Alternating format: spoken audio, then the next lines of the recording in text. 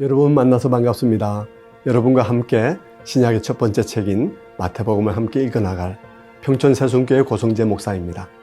오늘은 그 첫 시간으로 마태복음의 특징과 개요를 살펴보고 이어서 1장부터 4장을 간략히 살펴보겠습니다. 마태복음은 예수님의 생애와 교훈에 대한 4권의 복음서 중에 첫 번째 책으로 예수님의 제자인 마태가 기록한 것으로 알려져 있습니다. 마태복음이 기록되던 시기는 기독교가 이제 막 자리를 잡아가던 시기입니다. 복음과 그리스도에 대해 논쟁이 무성할 수밖에 없는 시대지요. 그런 시대의 마태복음은 기독교가 유대교를 극복하고 세계적인 신앙으로 자리를 잡는 데 있어서 결정적인 영향을 끼쳤던 중요한 문서입니다. 이런 마태복음에는 다음과 같은 특징이 있습니다. 첫째, 매우 배타적이면서도 매우 보편적이라는 것입니다. 배타적이라는 것은 책의 내용이 얼핏 매우 유대적으로 보인다는 것입니다. 실제 어떤 점에서는 그렇습니다. 마태복음이 그렇게 보이는 이유는 이 복음서 자체가 아브라함과 다윗으로 대표되는 유대민족의 역사 속에 뿌리를 둔 이야기이기 때문인데요. 마태복음은 이 이야기를 통해 한편으로는 아직 개종하지 않은 유대인들을 향해 예수가 그리스도이니 그를 믿으라고 호소하는 한편, 이미 개종한 유대인들을 향해서는 예수가 그리스도임이 확실하니 흔들리지 말라는 호소를 담고 있습니다. 하지만 이 책은 동시에 보편주의적입니다. 복음과 구원이 유대민족뿐 아니라 모든 나라와 민족을 향해 활짝 열려 있기 때문입니다. 이 점은 마태복음의 마지막 부분이 대표적으로 잘 보여줍니다. 마태복음 28장 19절, 그러므로 너희는 가서 모든 민족을 제자로 삼아 아버지와 아들과 성령의 이름으로 세례를 베풀고 내가 너희에게 분부한 모든 것을 가르쳐 지키게 하라. 모든 민족을 향해 나아가 제자를 삼는 이 개념은 복음서 중에 마태복음에서만 볼 수 있는 표현입니다. 교회를 부르신 목적이 세계 속으로 나아가 제자 삼는 것과 선교하는 것에 있음을 보여주는 것입니다. 이 책의 두 번째 특징은 책 속에 구약 예언이 자주 언급된다는 것입니다. 예를 들면 이 모든 일이 된 것은 주께서 선지자로 하신 말씀을 이루려 하심이니와 같은 표현들이 적어도 40회 이상 등장하는 것입니다. 그런데 이런 표현이 갖는 의미는 대단히 중대합니다. 그 이유는 첫째, 이것이 예수께서 그리스도이심을 증거하는 중요한 방식이기 때문입니다. 여러분은 초대교회 성도들이 예수께서 메시아임을 무엇으로 확신할 수 있었다고 생각합니까? 아니, 여러분 자신은 지금 무엇을 근거로 그렇게 믿고 있습니까? 아무 근거도 없이 그렇다고 하니 그렇게 믿는 것인가요? 그들은 예수님의 탄생 훨씬 전부터 전해져 온 거룩한 문서들에 기록된 것들이 예수님의 생애 속에 깨알같이 성취되었음을 통해 이분이 그리스도이심을 확신할 수 있었습니다. 둘째, 모든 것이 미리 기록되었고 기록된 대로 일어났다는 것은 죽음의 의미도 완전히 뒤집어 놓기 때문입니다. 일반적으로 죽음은 패배이고 모든 것의 끝입니다. 하지만 어떤 사람의 생애와 죽음이 오래전에 낱낱이 기록되었고 모든 것이 한치의 오차도 없이 미리 기록된 대로 일어났다면 그 죽음은 단순히 실패나 끝이 아니라 그 일을 계획한 분의 승리가 될 것입니다. 그런 점에서 마태복음의 구약 인용은 복음의 핵심을 지지해주는 중요한 뼈대가 됩니다. 그래서 바울도 자기가 받은 복음을 요약할 때 이렇게 요약합니다. 고린도전서 15장 3절, 내가 받은 것을 먼저 너희에게 전하였노니 이는 성경대로 그리스도께서 우리 죄를 위하여 죽으시고 장사 지낸 바 되었다가 성경대로 사흘 만에 다시 살아나사. 바울의 복음에서도 모든 것이 성경대로 되었다는 것은 핵심적으로 중요합니다. 마태복음의 세 번째 특징은 풍부한 기독론을 제공해 준다는 것입니다. 마태는 나사렛 예수가 메시아로 돼 하나님의 아들이신 메시아이시요 하나님 나라의 왕으로 오신 분이시며 교회의 주인임을 잘 드러냅니다. 이 점들은 앞으로 성경 읽기 속에서 잘 나타날 것입니다. 예수님이 하나님의 아들이심은 1장의 탄생기사에서 이미 나타납니다. 그분은 요셉의 가문에 태어난 아들이지만 요셉이 아닌 성령으로 잉태되었으며 자기 백성을 죄에서 구원할 분이십니다. 그리고 그 이름조차 임마누엘, 즉 하나님이 우리와 함께 계신다는 뜻입니다. 2장에서도 우리는 동방으로부터 온 박사들의 입을 통해 예수 그리스도가 왕으로 나셨음을 듣습니다. 요셉과 마리아가 아기를 데리고 애굽으로 피신했을 때에도 마태는 이 일을 애굽에서 내 아들을 불렀다 하신 말씀과 연관지음으로써 예수께서 하나님의 아들이심을 간접적으로 확인해 줍니다. 3장의 세례기사 또한 세례 후 하늘에서 들려오는 음성을 통해 예수께서 하나님의 사랑하는 아들이심을 보여줍니다. 특히 주목할 것은 그 세례식은 예수님이 하나님 나라의 왕으로 또 구원의 종으로 취임하는 취임식이라는 것입니다. 그날 그분의 머리 위로 성령이 비둘기처럼 내리신 것은 취임식 때 머리 위에 기름이 부어지던 것과 같은 것입니다. 구약에서는 성령을 상징하는 기름이 부어졌으나 주님의 경우 기름이 아니라 성령님 자신이 그 위에 부어진 것입니다. 사장은 하나님의 아들이신 왕으로 취임식을 마치신 메시아에 대한 시험입니다. 그 시험에서 사단은 2번이나 내가 만일 하나님의 아들이거든 이라는 말로 시험을 시작합니다. 그것은 이 시험이 하나님의 아들됨을 어떻게 이해하느냐에 초점 맞춰져 있음을 보여줍니다. 하나님의 아들이면 언제나 배불리 먹으며 무엇을 해도 보호를 받고 고난 없이도 손쉽게 목적을 이룰 수 있음을 의미할 것이라고 모두들 생각하고 있는 때에 주님은 아들됨의 핵심이 어떤 경우에도 아버지를 신뢰하고 순종하는 데 있음을 잘 보여줍니다. 자, 그러면 그런 점에서 유의하며 함께 마태복음 1장부터 4장을 읽어가시겠습니다. 마태복음 제1장. 아브라함과 다윗의 자손 예수 그리스도의 계보라. 아브라함이 이삭을 낳고 이삭은 야곱을 낳고 야곱은 유다와 그의 형제들을 낳고 유다는 다말에게서 베레스와 세라를 낳고 베레스는 헤스론을 낳고 헤스론은 람을 낳고 람은 아미나답을 낳고 아미나답은 나손을 낳고 나손은 살몬을 낳고 살몬은 라합에게서 보아스를 낳고 보아스는 루색에서 오벳을 낳고 오벳은 이새를 낳고 이새는 다윗 왕을 낳으니라. 다윗은 우리아의 아내에게서 솔로몬을 낳고 솔로몬은 르호보암을 낳고 르호보암은 아비야를 낳고 아비야는 아사를 낳고 아사는 여호사밧을 낳고 여호사밧은 요람을 낳고 요람은 우시아를 낳고 우시아는 요담을 낳고 요담은 아하스를 낳고 아하스는 히스기야를 낳고 히스기야는 므낫세를 낳고 므낫세는 아몬을 낳고 아몬은 요시아를 낳고 바벨론으로 사로잡혀갈 때 요시아는 여고냐와 그의 형제들을 낳으니라. 바벨론으로 사로잡혀간 후에 여고냐는 스알디엘을 낳고 스알디엘은 스룹바벨을 낳고 스룹바벨은 아비웃을 낳고 아비웃은 엘리야김을 낳고 엘리야김은 아소를 낳고 아소르는 사독을 낳고 사독은 아킴을 낳고 아킴은 엘리웃을 낳고 엘리웃은 엘르아사를 낳고 엘르아사는 mat단을 낳고 mat단은 야곱을 낳고 야곱은 마리아의 남편 요셉을 낳았으니 마리아에게서 그리스도라 칭하는 예수가 나시니라. 그런즉 모든 대수가 아브라함부터 다윗까지 14대요 다윗부터 바벨론으로 사로잡혀갈 때까지 14대요 바벨론으로 사로잡혀간 후부터 그리스도까지 14대더라. 예수 그리스도의 나심은 이러하니라.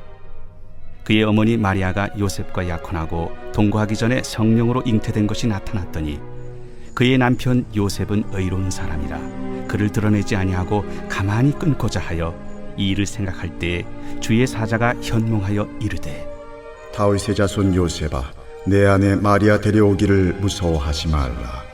그에게 잉태된 자는 성령으로 된 것이라. 아들을 낳으리니 이름을 예수라 하라. 이는 그가 자기 백성을 그들의 죄에서 구원할 자이심이라. 이 모든 일이 된 것은 주께서 선지자로 하신 말씀을 이루려 하심이니 이르시되 보라, 처녀가 잉태하여 아들을 낳을 것이요 그의 이름은 임마누엘이라 하리라.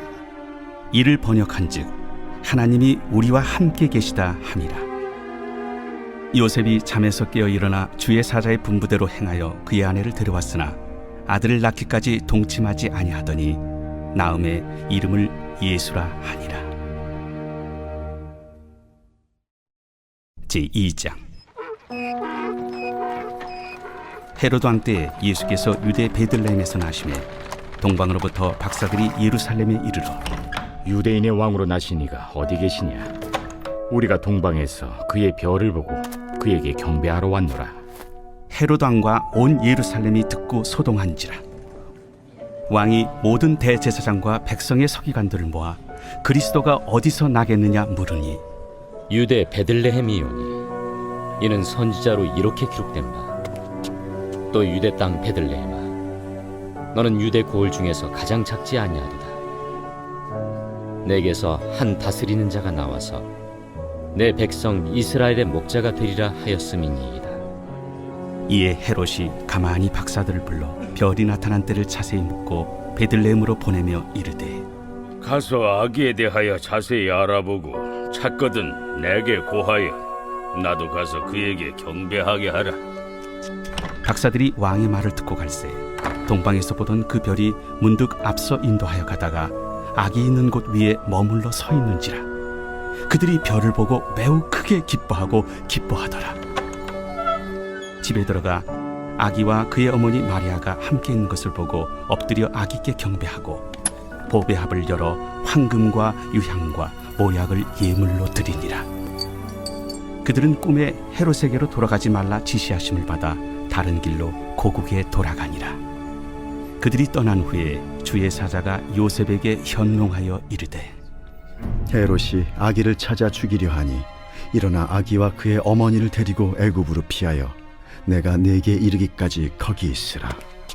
요셉이 일어나서 밤에 아기와 그의 어머니를 데리고 애굽으로 떠나가 헤롯이 죽기까지 거기 있었으니 이는 주께서 선지자를 통하여 말씀하신 바 애굽으로부터 내 아들을 불렀다.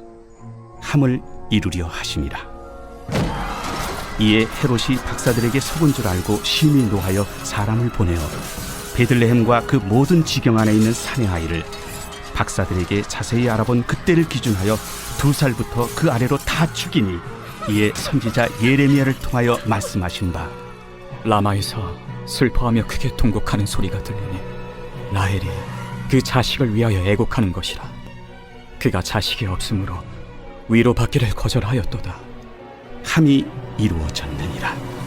헤롯이 죽은 후에 주의 사자가 애굽에서 요셉에게 현몽하여 일어나 아기와 그의 어머니를 데리고 이스라엘 땅으로 가라. 아기의 목숨을 찾던 자들이 죽었느니라. 요셉이 일어나 아기와 그의 어머니를 데리고 이스라엘 땅으로 들어가니라. 그러나 아켈라오가 그의 아버지 헤롯을 이어 유대의 임금됨을 듣고 거기로 가기를 무서워하더니 꿈에 지시하심을 받아 갈릴리 지방으로 떠나가 나사렛이란 동네에 가서 사니 이는 선지자로 하신 말씀에 나사렛 사람이라 칭하리라. 하심을 이루려 함이로라.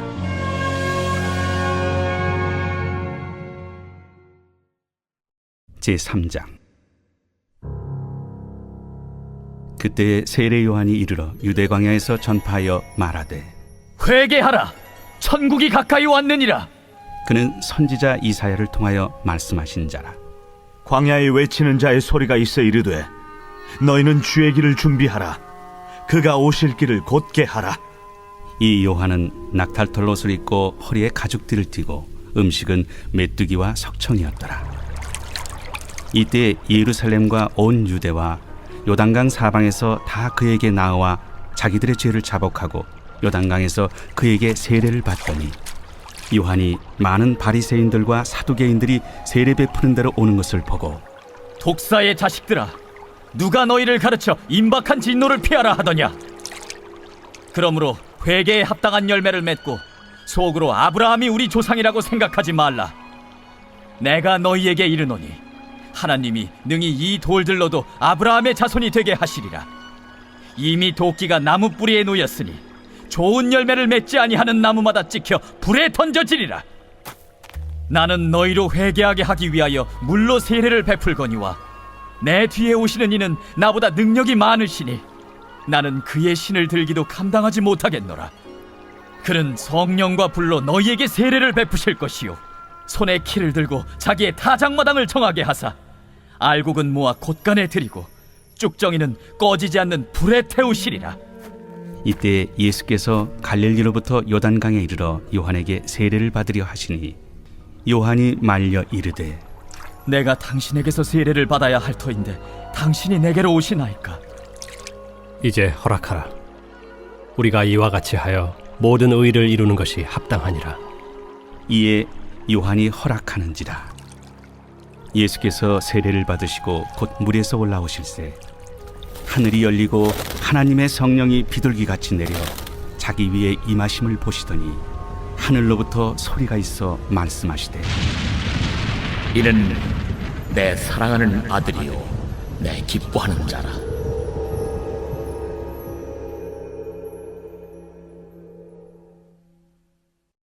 제4장.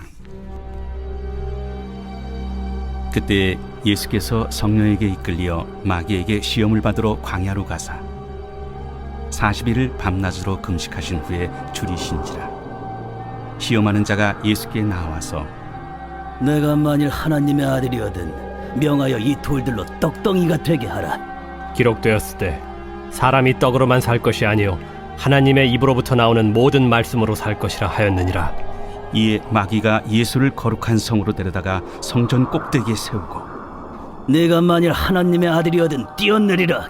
기록되었으되 그가 너를 위하여 그의 사자들을 명하시리니 그들이 손으로 너를 받들어 발이 돌에 부딪히지 않게 하리로다 하였느니라. 또 기록되었으되 주 너의 하나님을 시험하지 말라 하였느니라.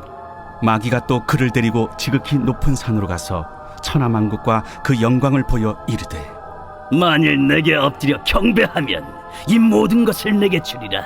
사탄아 물러가라. 기록되었으되 주 너의 하나님께 경배하고 다만 그를 섬기라 하였느니라. 이에 마귀는 예수를 떠나고 천사들이 나와서 수종드니라. 예수께서 요한이 잡혔음을 들으시고 갈릴리로 물러가셨다가 나사렛을 떠나 스불론과 납달리 지경 해변에 있는 가버나움에 가서 사시니 이는 선지자 이사야를 통하여 하신 말씀을 이루려 하심이라. 일렀으되 스불론 땅과 납달리 땅과 요단강 저편 해변길과 이방의 갈릴리여, 흑암에 앉은 백성이 큰 빛을 보았고 사망의 땅과 그늘에 앉은 자들에게 빛이 비치었도다. 이때부터 예수께서 비로소 전파하여 이르시되 회개하라. 천국이 가까이 왔느니라. 갈릴리 해변에 다니시다가 두 형제 곧 베드로라 하는 시몬과 그의 형제 안드레가 바다에 금을 던지는 것을 보시니 그들은 어부라. 나를 따라오라. 내가 너희를 사람을 낚는 어부가 되게 하리라. 그들이 곧 그물을 버려두고 예수를 따르니라. 거기서 더 가시다가 다른 두 형제 곧 세베대의 아들 야고보와 그의 형제 요한이 그의 아버지 세베대와 함께 배에서 금을 깁는 것을 보시고 부르시니 그들이 곧 배와 아버지를 버려두고 예수를 따르니라. 예수께서 온 갈릴리에 두루 다니사 그들의 회당에서 가르치시며 천국 복음을 전파하시며 백성 중에 모든 병과 모든 약한 것을 고치시니 그의 소문이 온 수리아에 퍼진지라. 사람들이 모든 앓는 자 곧 각종 병에 걸려서 고통당하는 자, 귀신 들린 자, 간질하는 자, 중풍병자들을 데려오니 그들을 고치시더라. 갈릴리와 데가볼리와 예루살렘과 유대와 요단강 건너편에서 수많은 무리가 따르니라.